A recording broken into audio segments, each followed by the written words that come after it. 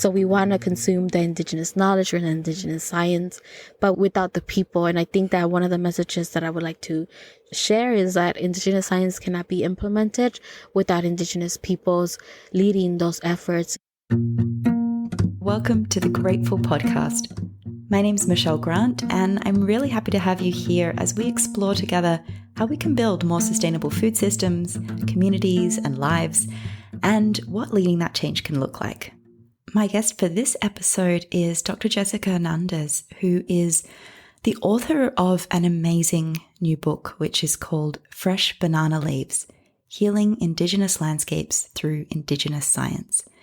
And this was one of those books that you know is special because you have to pause as you're reading it and put it down to digest what you're taking in and to just reflect on how what she's sharing is reshaping how you're viewing the world and helping you understand systems and things at play which you maybe weren't fully aware of. So I was so impressed by this book that I immediately wanted to talk to Jessica and get the pages of questions that I had written down answered. And she was kind enough to join me here on the podcast to do that.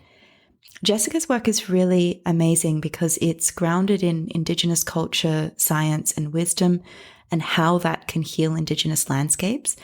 And she is really amazing in being able to integrate the Western sciences that she's trained in with Indigenous sciences and Indigenous wisdom from her background and experience. And she weaves that work into her role as a postdoctoral research fellow at the University of Washington. And she's also a Climate Justice Policy Strategist at the International Mayan League. I really appreciate the work that Jessica does, and I hope after this you'll all race out and buy the book because I think it's one that everybody should read. Your book has this really beautiful title, Fresh Banana Leaves, and it immediately intrigued me as to what it meant. And I really loved learning about the story behind it in the book. So could you start by sharing how you came to this name, the story that it's linked to, and the message that it encapsulates so beautifully? Yeah, thank you for your question. So I think that one of the premises of why I came up with the title Fresh Banana Leaves was because I wanted this book to kind of center my dad's story as an indigenous Maya Ch'orti man who was unfortunately a child when he was forced to fight in the Central American Civil War. So the story is titled Fresh Banana Leaves just because he shared a story with me that kind of resonated a lot with me and hasn't really been erased from my mind ever since he shared it with me. It was a story of when he was 11 years old, he was forced to either join the guerrilla, which was the opposing team against the government, or join the army.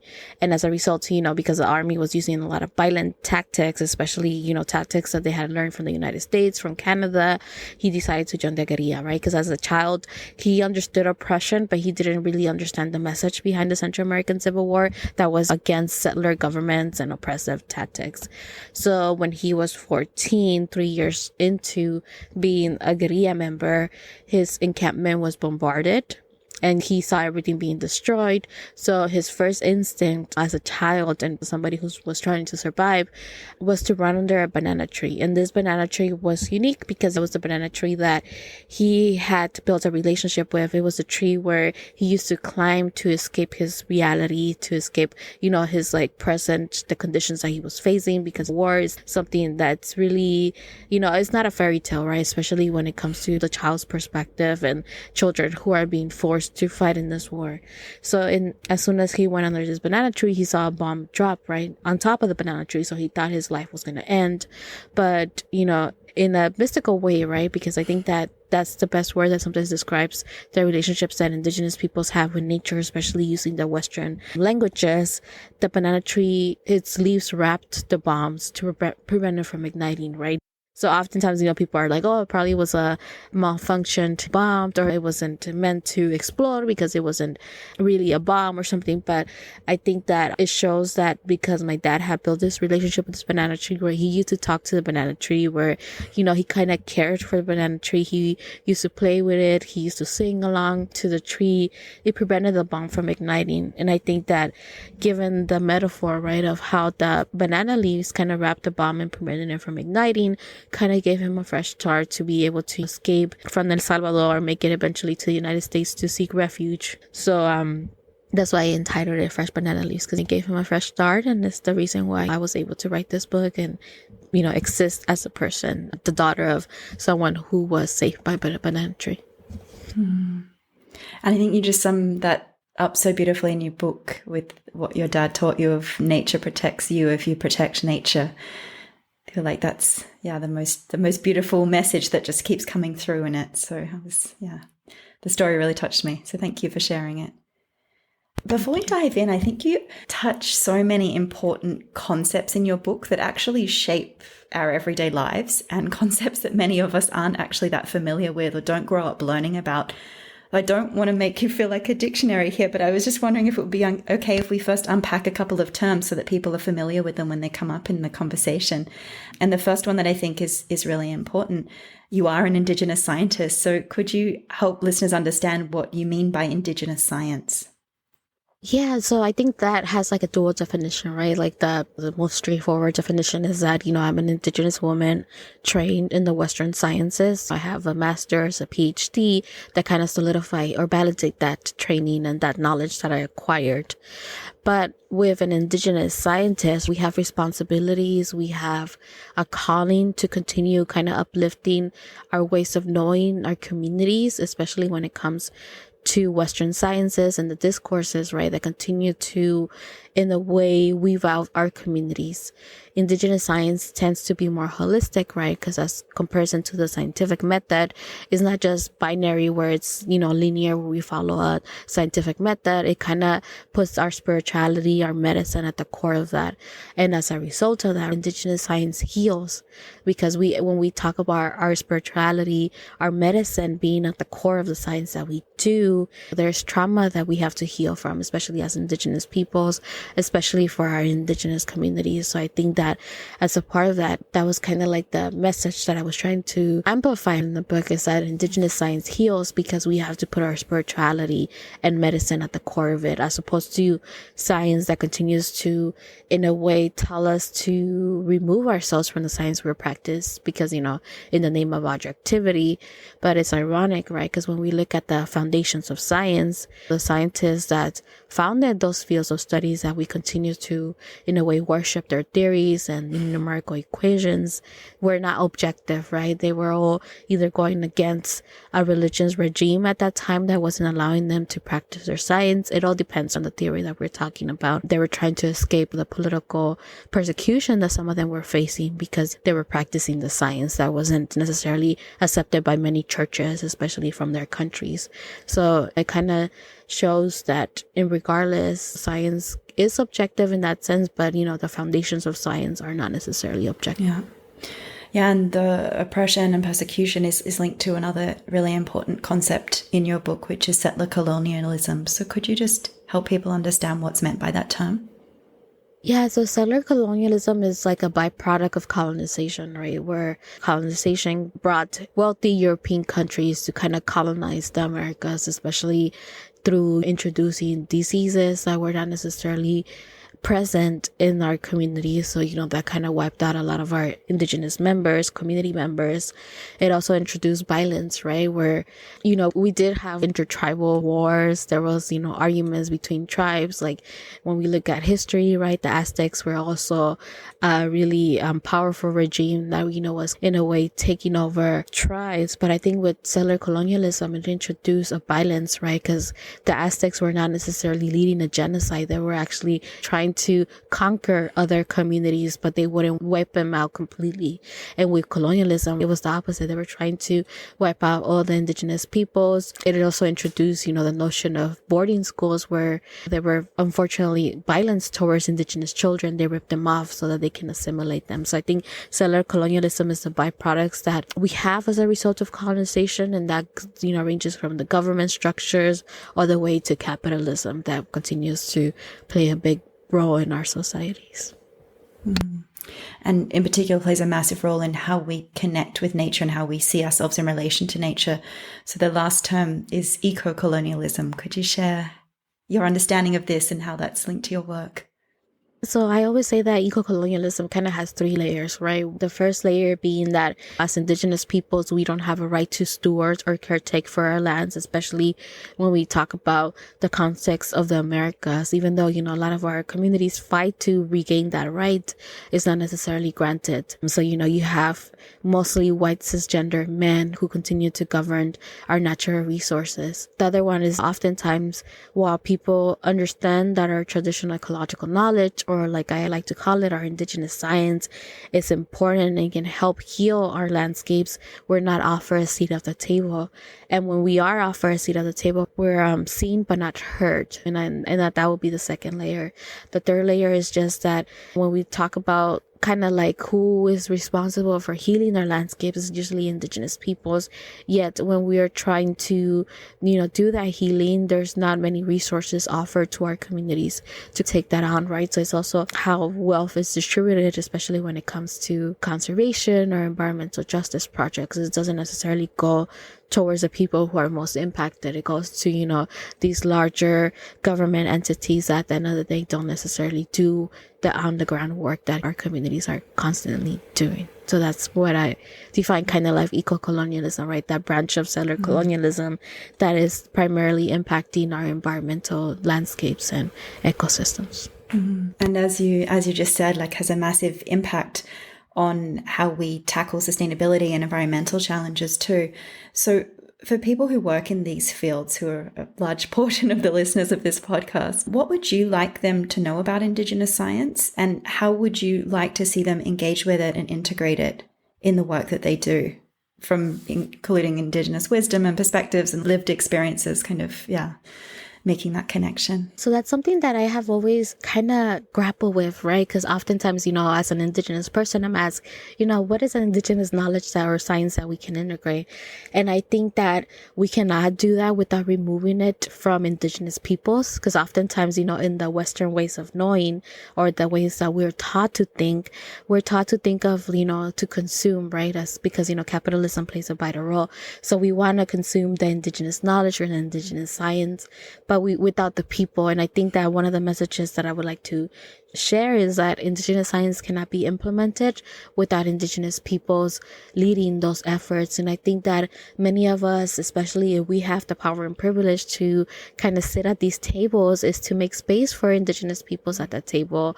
I know that might not be comfortable work, especially when we're advocating for others to be joining our tables, right? Because there's always somebody who wants to maintain the power and privilege, which tends to be hierarchy in our organizations or in our structures. And I think that, advocating for making space will be like the ideal way that we can move forward, especially to integrate Indigenous knowledges, Indigenous sciences at the table. Because one of the things that I even struggle with is that Indigenous science cannot necessarily be taught through a Western lens of education, where we're like, oh, we're going to write a textbook and we're going to learn all Indigenous science, or we're going to lecture on it. It's something that we are raised with even as children. We're taught, especially in our languages, right? Because oftentimes when we try to translate things from our native languages to English or Spanish, in my case, because that's our colonial language, it's kind of, there are no words to describe that. And I think that it's important, right, to advocate for that inclusion and also use our positionality to start listening to Indigenous peoples, because some of us have the power to just start listening because, we are either leading a government or a conservation organization, environmental organization.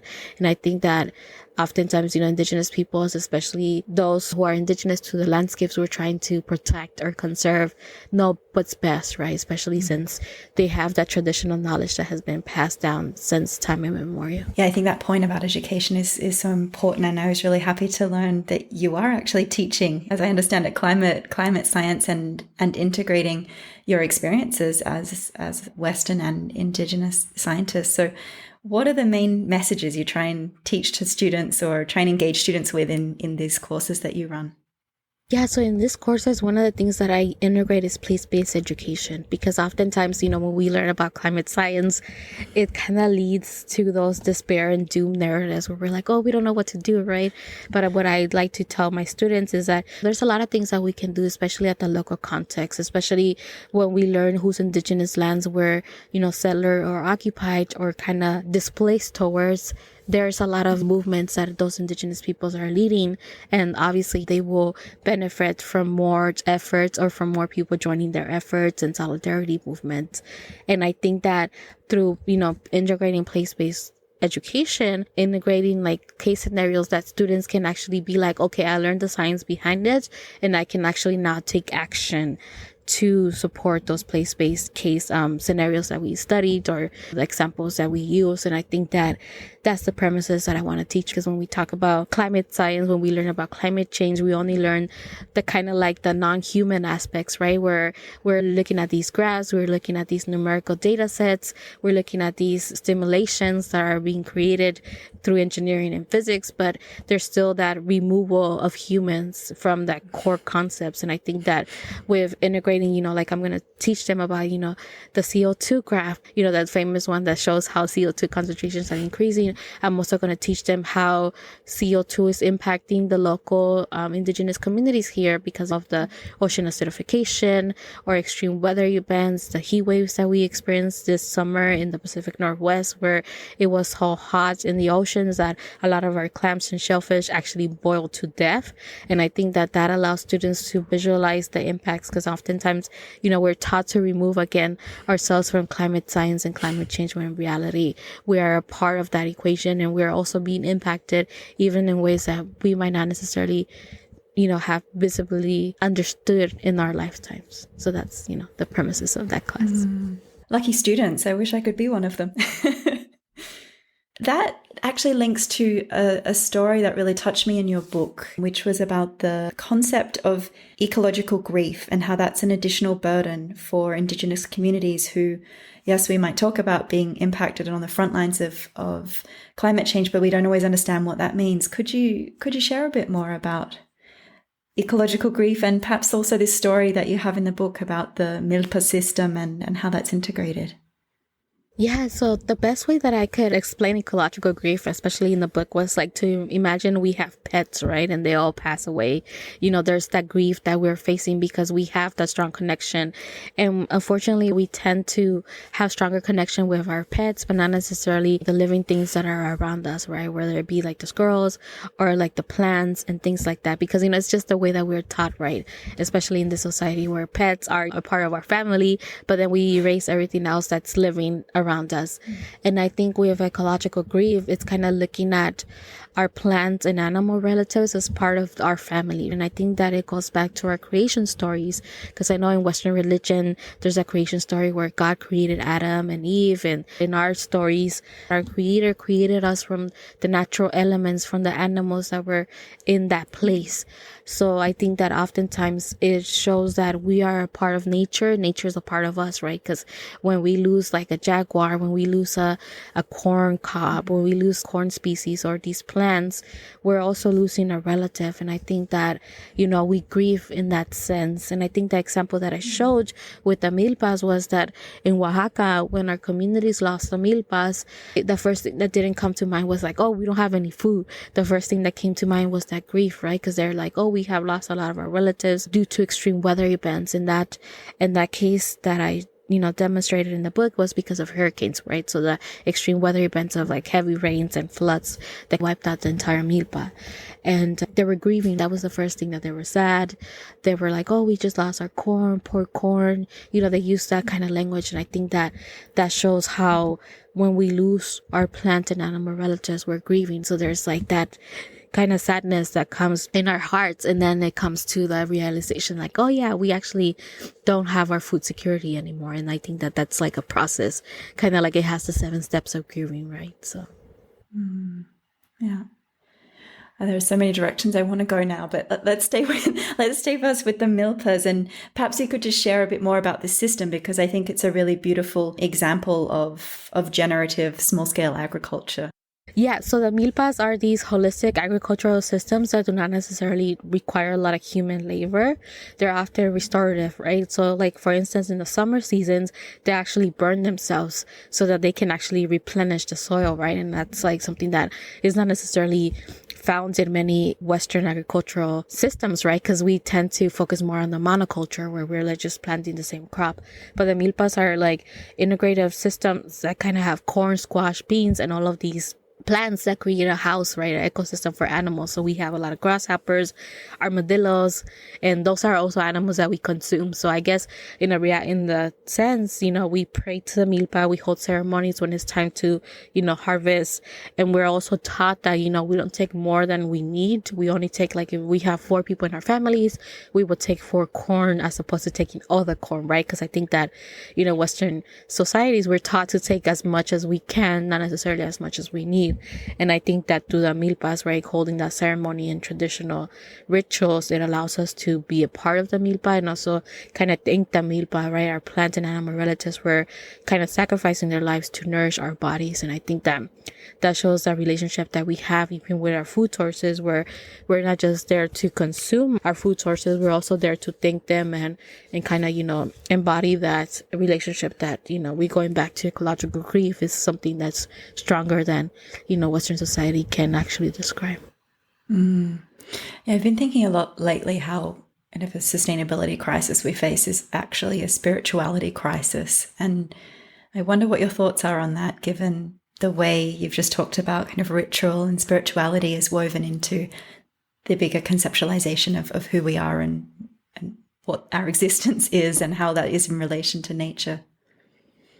Yeah, when I think of, just how you phrase that, I think of the healing that we also have to do as humans, because I think that oftentimes people don't understand that everybody, whether you're indigenous to where you're living or non-indigenous, you play a role in that healing component, right? And I think that oftentimes we tend to not understand that there's a healing that we have to do. And that's why, spirituality is very important and doesn't necessarily have to be defined by a Western religion, right? It's just the relationships that we hold with our plants and animals and the living world.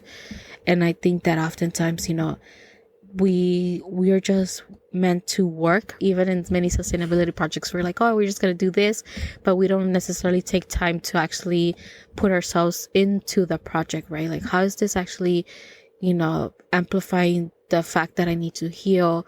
What is it that is drawing me to this project in particular? And I think that oftentimes, because as Western science teaches us, we have to remove ourselves from the work that we're doing. And sustainability is a branch of Western science. It's not necessarily the extractive parts, but it's the restorative parts. And I think that it still teaches us to remove ourselves from that. And I think that as a result of that, we should start reframing the ways that we see ourselves, especially in the work that we do, especially that work that falls within the Western sciences framework or spectrum.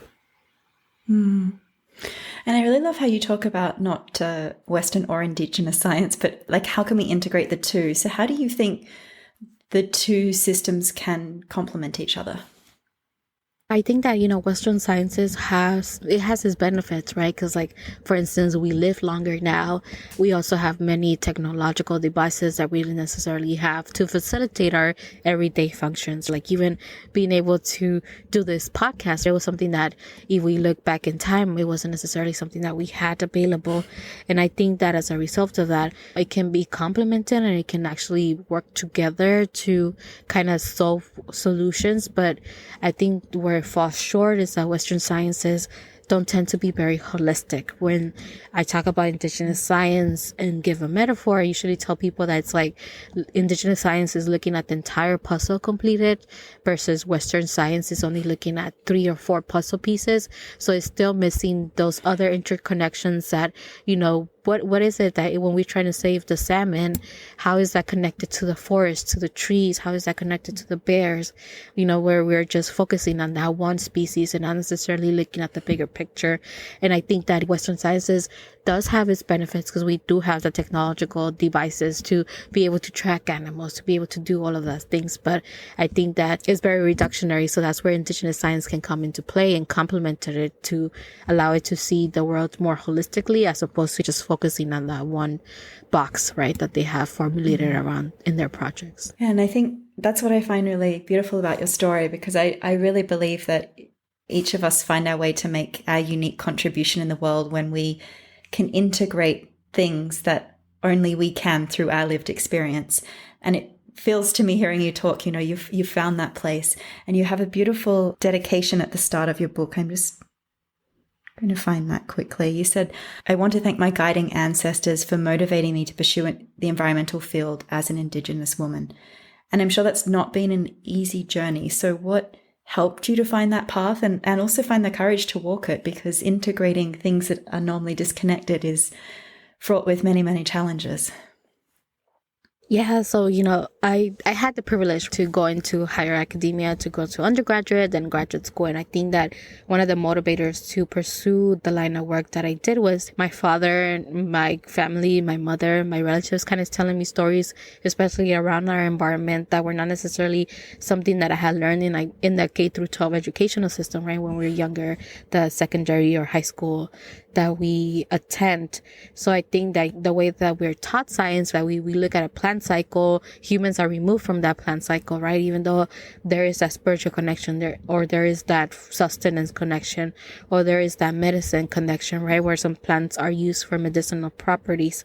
And I think that as a result of that, being a curious young girl, I was always curious to understand why we were removed from those life cycles, right? Especially given that we're taught that, our plants are our relatives, our animals are our relatives, but yet in the textbooks, we don't see those human interconnections with those plants or animals because they focus just on that one piece, whether it be the plant or the animal.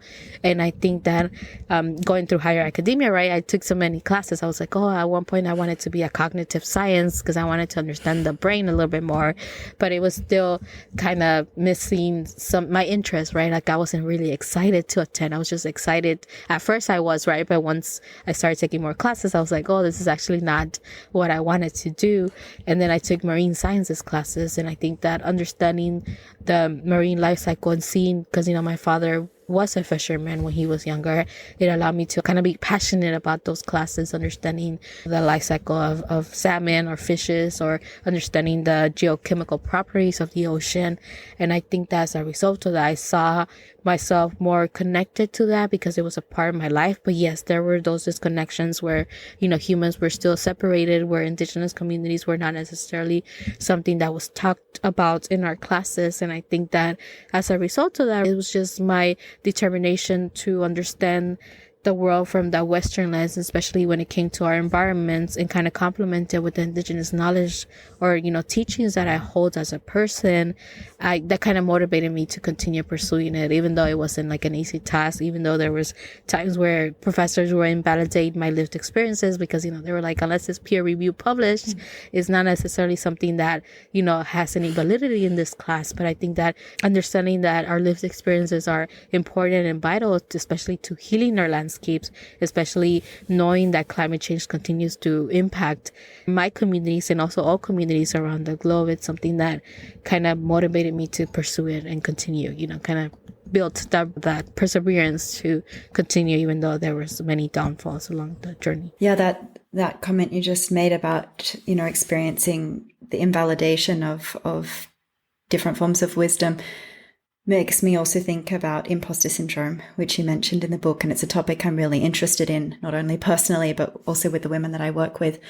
And I've experienced and read a lot about the intersection of being a woman in Western sciences and how that is a breeding ground for imposter thoughts. And I think there's an additional layer to it when you're an Indigenous woman in the Western academic system. So would be fascinated to learn about how you have come to navigate imposter syndrome. And also, I'm very aware that it's a systemic challenge and not just a personal challenge. That said, what are some of the ways you have helped yourself to navigate it that might support other women in similar situations? Yeah, one of the things that has helped me navigate that, and it's important, right, that you mentioned that it's like sometimes it's a systematic problem, right? It's not necessarily us. It's just that the systems were created not with us in mind, right? And that oftentimes happens if you're a woman, if you're non-binary, you're LGBTQ plus, right? Because it was created for cisgender men. And I think that the imposter syndrome, it's important to acknowledge that. But I think the premises of why I continue my work was because I always kind of question my intentions, right? So I was like, if I'm here in this system where there's only white cisgender men in this room, what are my intentions of being here? Why am I here? And I think that going back to, my intentions are because I want to include my community's perspectives. I want to elevate their voices, right? Because oftentimes we cannot speak for all of our communities as one person. To elevate their voices, to kind of break down some of the barriers that, I faced as a young, woman going through this field. And I think that grounding myself in those intentions, going back to that spirituality question where intentions are rooted in our spirituality, I was able to continue in those spaces, especially when the imposter syndrome would hit, when I would be like, oh, I'm the youngest person and I'm the only woman here, or I'm the only person of color in this room. Why am I here, right? Like, I'm questioning that.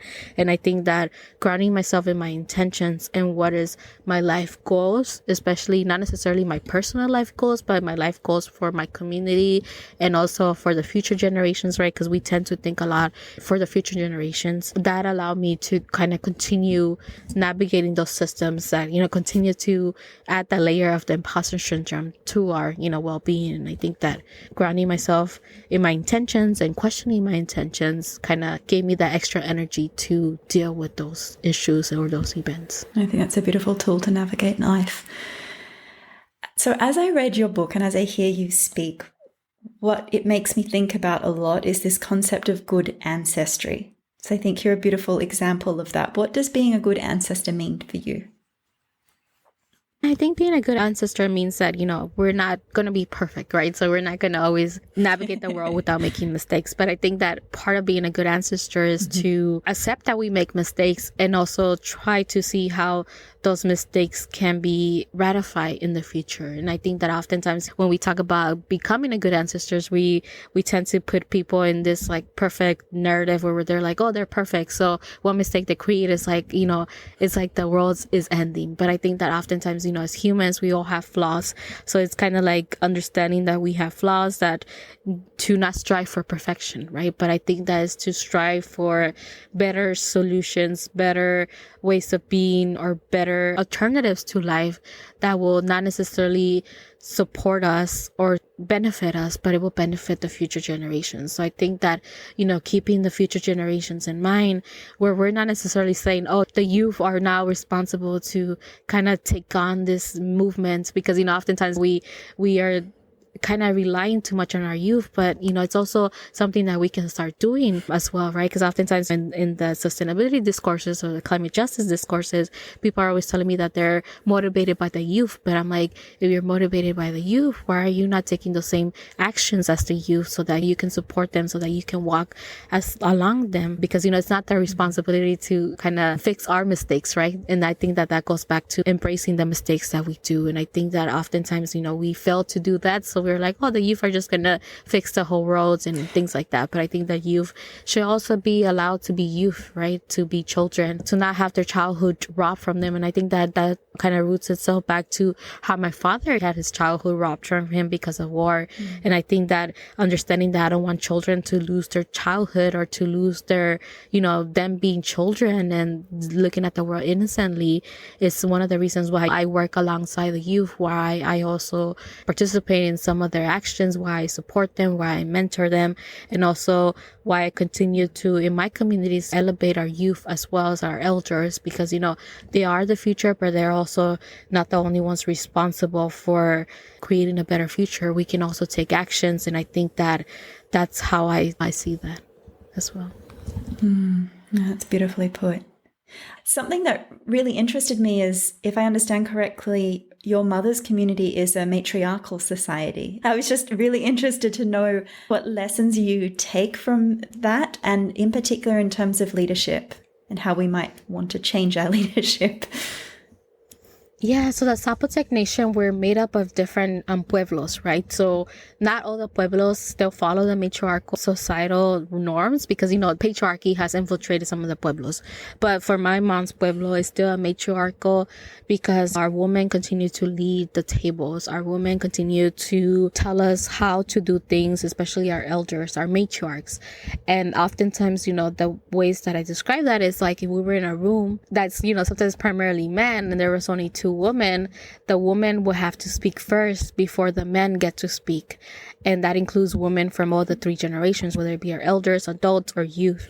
And that's different, right? Because in patriarchy, we're taught that we have to be submissive, we have to go last after the men. And I think that is basically the flip side of that, where, women have the lead at the table and the men have a seat at the table. And I think that goes back to the realities that, as women, we have a stronger relationship with nature, with our environment, whether that be the nurture component or whether that be just the spiritual component, where we're more interconnected to nature and our environments. And with the matriarchal society, even in our tribal council, in the Mexican tribal council, we have fought for a woman to always represent us. So sometimes our women tend to be like one of the only few women alongside all these indigenous men, because, in other communities, patriarchy plays a big role where they're like, oh, the man should lead that. And I think that when we look at many environmental movements, especially that have come from indigenous communities, it has always been woman-led. But because of patriarchy, the men have been given that platform. The men kind of became the face of that movement. I think that oftentimes that's because of patriarchy and how the media continues to follow the men. But I think that being in my mother's community was always being in a bubble, because, as a young girl, I had, that authority that not necessarily I had in my school classrooms or back in Los Angeles where I was being raised, because there was patriarchal norms. But I think that for my father marrying my mother, I think that one of the things that he taught me was that he had to lose that patriarchy, because he no longer could be patriarchal, especially when it came to my mom's family, where he received refuge in my mom's pueblo, especially after he escaped the war. So I think that it's a beautiful thing to look at, but it's also a confusing thing to be a part of, because it's like that little bubble where women play a big role in the leadership, in the hierarchy. It's beautiful. Thanks for sharing that. What are some of the Indigenous-led movements that are trying to change how we steward our land that are really inspiring you at the moment? Yeah, so one of the movements has always been the Zapatistas movement, and that was also led by women. And I think that one of the things that inspires me is that they were able to reclaim their lands by burning all the land deeds in the community's towns. And as a result of that, right, there was no ownership of the land. The land kind of went back to indigenous peoples.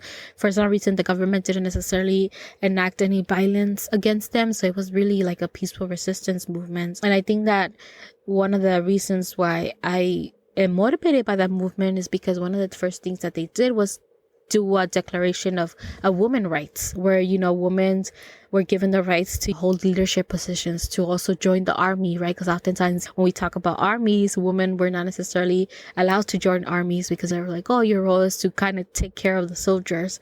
And I think that it also gave them the right to choose whether they wanted to have kids, the right to choose their spouse, or whether they wanted to get married. And I think that it motivates me, because it also kind of goes back to the notions of being a matriarchy. So I guess that movement kind of inspires me, because it continues to center women's rights, especially in a patriarchal world. Yeah, very nice point.